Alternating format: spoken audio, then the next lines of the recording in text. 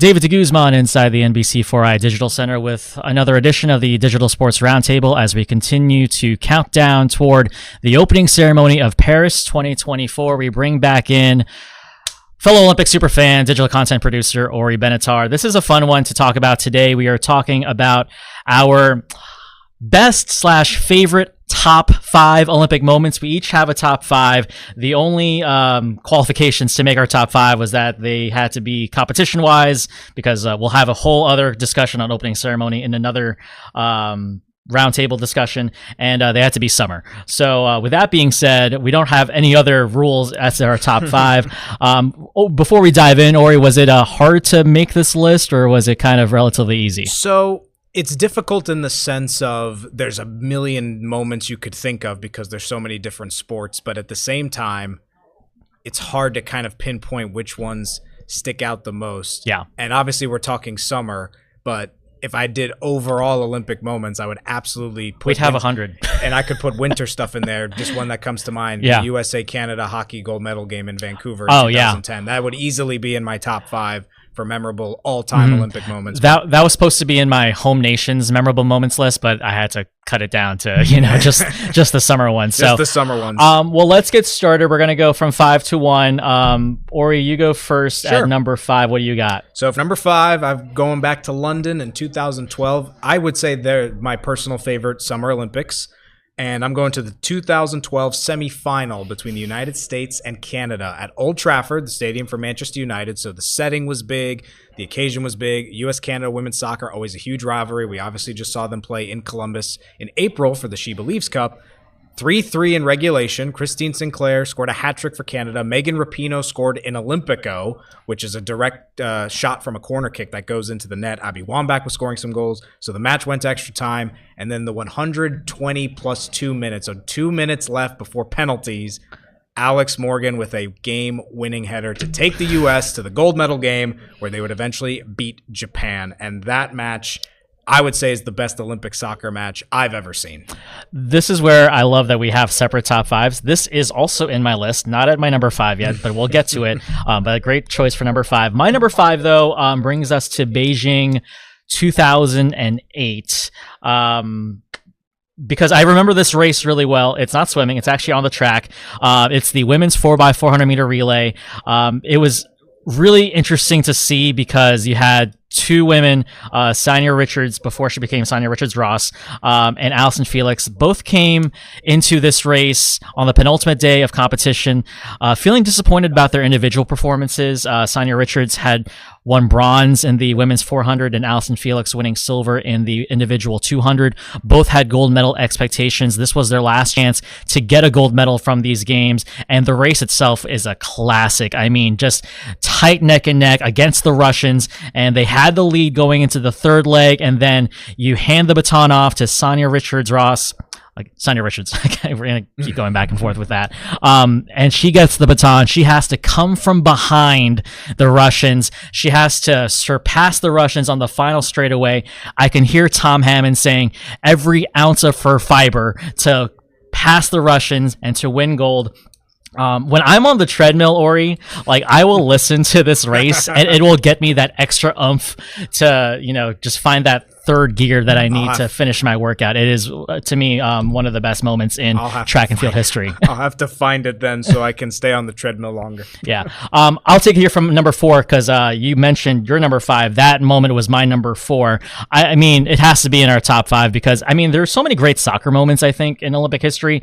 And I think Rio 2016 with Brazil winning was probably one of my honorable mentions, but yeah, Alex Moore. In the death of extra time, it was supposed to go to penalty kicks, and the fact that she was in the right place, the right time, and then of course they go on to beat Japan, and they were seeking revenge for the loss in the FIFA World Cup the year prior. You can't go wrong. But what is your number 4? Yeah, and just to glom on to that moment a little bit, the other thing about that game is the fact that the best players perform. Wambach and Sinclair trading goals. It's very similar to what we saw in the World Cup final between France and Argentina, Yeah. when Mbappe and Messi were going back and forth. So when you have that occasion, the best players Yeah. are playing at I think the peak top of their game. of that generation for U.S. women's soccer. I mean, we're in a new generation Exactly. now, and obviously Alex Morgan is not even on this team going to Paris, but I think that was kind of the peak, especially for the Olympics. Right, For and that was team. last time they won gold. Mhm. But my number 4, we'll go back to Tokyo. I felt got to get a Tokyo moment in there.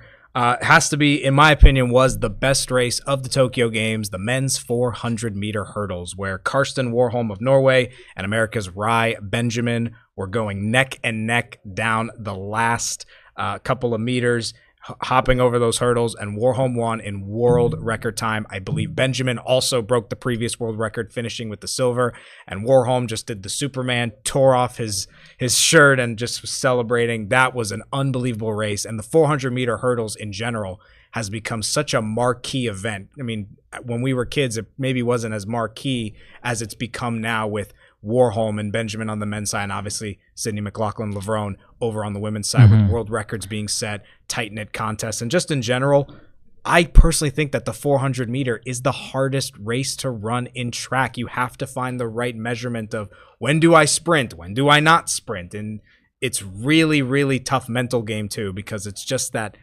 100, 200, you're going all out. 800, 15, 5,000, you're saving your energy. But yeah, that would be my favorite moment from Tokyo, I think. I love that race. It's actually not on my list, and I was like thinking about trying to put something from Tokyo, and I couldn't think of anything. But I can't believe I forgot that one. That was one of the few track events that was actually live, because it was held in the morning in Tokyo. So good to get a Tokyo moment in there. Why don't you go ahead with your number 3? Number 3, I figure I got to get a basketball moment in there, and my favorite basketball game that I've watched in the Olympics. An honorable mention to an Argentina-Brazil game back in Rio that went to overtime and had crazy buzzer beaters. But the one that sticks to my memory is, again, back to London. USA-Nigeria men. US won 156-73. Carmelo Anthony had 37 points. No one could miss. Ridiculous. It was a ridiculous game, but at the same time, it was watching the players that I grew up watching in their prime. Melo, LeBron, KD, Westbrook, Harden, Chris Paul, AD as a young, rookie coming into the NBA on that team. But that game, no one could miss a shot. Kevin Love was hitting threes like crazy too. So just seeing that, just the peak of USA basketball, in my opinion, in the Olympics. I don't think that's been matched since that game. Yeah, I think that was probably one of the best games USA basketball has played in Olympic history. I think in terms of moments, this is an honorable mention, but Vince Carter, that dunk, Sydney 2000, absolutely. that was great. My number 3 is kind of a personal one for me. It takes us to Rio 2016, BMX, and that was when Elise Willoughby won silver. She was known as Elise Post at the time. People are just getting married after they win medals, right? And then Connor Fields winning gold, the first U.S. gold since BMX became a sport in 2008. That one's personal for me because I was a production associate for NBC at those games, so I was working mainly behind the scenes. But they let me go to the BMX course in Rio.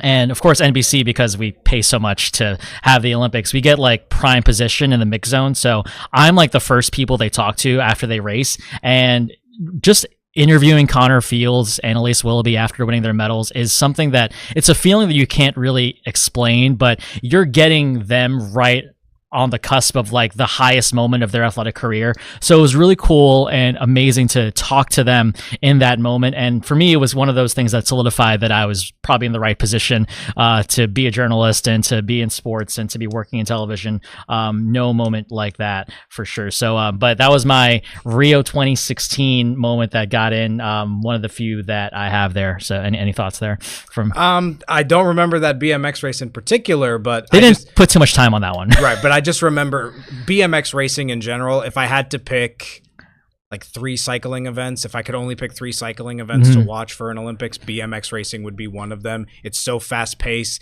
It's similar to the snowboard cross or the ski cross in winter, where you've got just a few people in this big obstacle course going at it fast, and you could have one crash right before the finish line, and the person who's in 5th can win gold. So highly recommend watch. Yeah. But that's obviously a great personal story with your coverage. Yeah, I thought so too. Number 2 is like slightly personal, but also like I feel like this one, if you're around that long enough, and we're not going like to the 80s, we're just going back to 2004. But if you're around for that one, this one's a memorable one. This takes us to gymnastics. Paul Hom, who by the way trained here in Columbus with Ohio State, winning all-around gold in 2004. I mean, set the scene. Paul Hom falls on the vault, and I can hear Tim Daggett now being like, "Oh, that's it. It's over. You don't win a medal. You don't win gold after you fall on the vault." But then he, recomposes himself and slowly starts to make his way back. Then the people who are in the lead, they kind of make some mistakes, and it comes down to the high bar, and he comes up with this amazing high bar routine. I mean, 3 releases and sticks the landing, and Tim Daggett saying routine of a lifetime right there. I mean, look it up on YouTube. It's just one of those things where, and this was back when, and it had been a practice for a while, where primetime was taped events, and you still had the option before social media to like not hear about the results ahead of time. It was a lot easier back then. A lot easier back then. And so I was kind of watching it, and NBC does such a good job with like, setting it up and all the drama. So yeah, Paul Hom winning gold in that all around.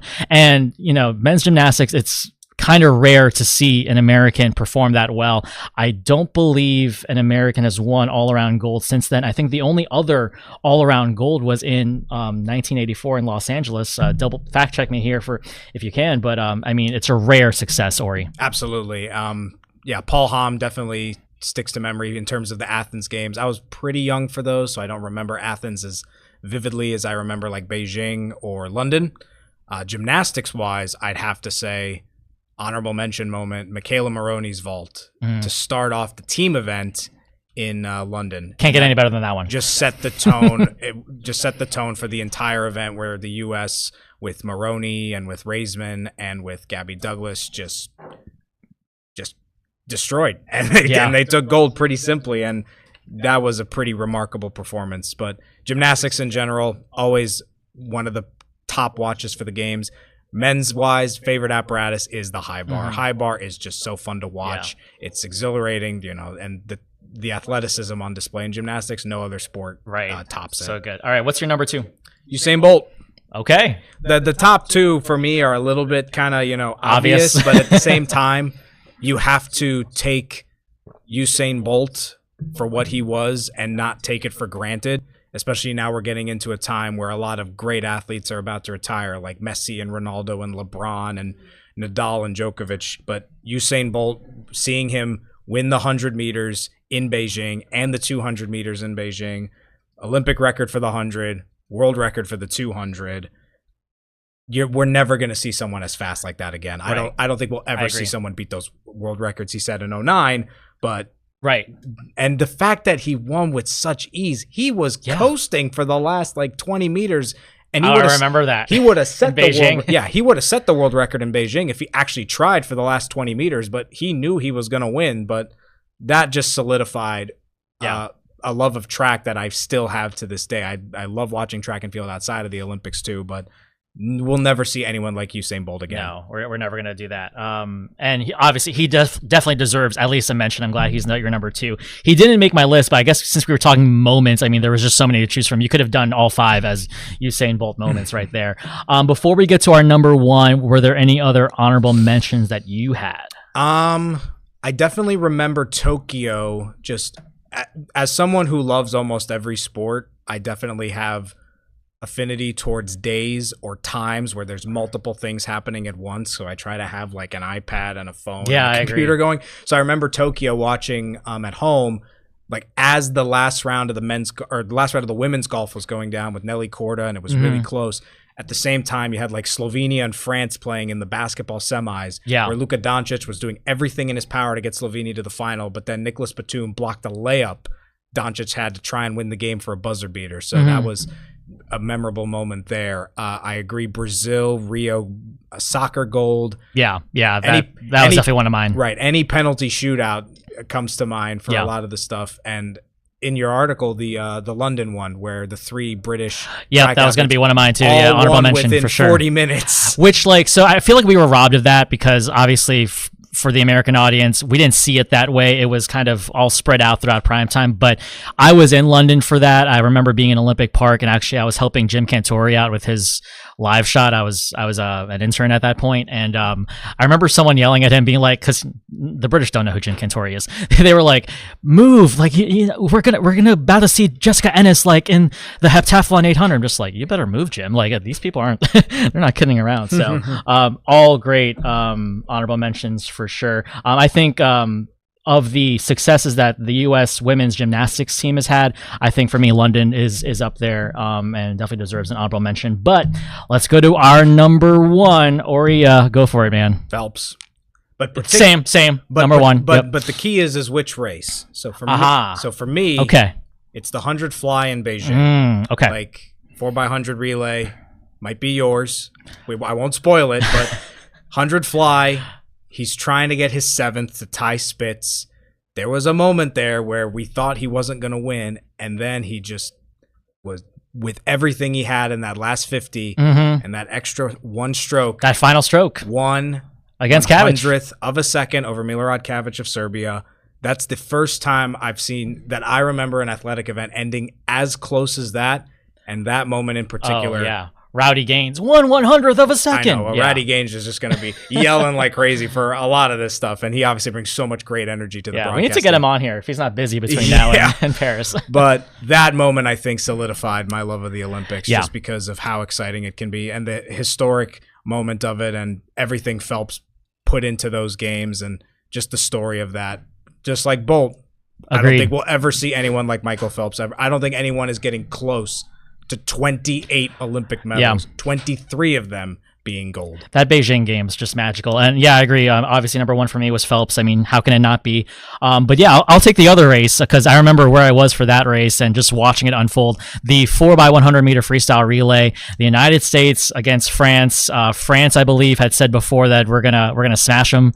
There was some trash talking that happened, and I think that gave Phelps and that team all the motivation they needed. But yeah, I mean, Jason Lezak, to quote Dan Hicks, unbelievable at the end. That race was amazing, and it's crazy to think that his bid for 8 could have ended right there on that Sunday night, Monday morning in Beijing. So I mean, one of Phelps's greatest achievements, and to believe that he went on to swim 2 more times in the Olympics is quite a feat in itself. So yeah, that's our number one. So pretty solid top 5, Orri. I would agree with yours too. So just goes to show the Olympics are great. Yeah, and they're probably going to provide more great moments for Paris. Yeah. And I think again, it's going to be very similar to London in that you have all these amazing backdrops for the games, and you have the world's best athletes there. So it's the 2 weeks will go by fast, but it will. 17 days, just like that. Looking forward to seeing the moments that will unfold in Paris. Feel free to share with us what your favorite Olympic moments are, and we'll see if we have to adjust our list by the time mid-August comes around. Reminder, the opening ceremony, July 26th. You can watch it right here on NBC4. Be sure to check out all our previews here on NBC4ia.com. For Orri Benatar, I'm David DeGuzman. We will catch you next time.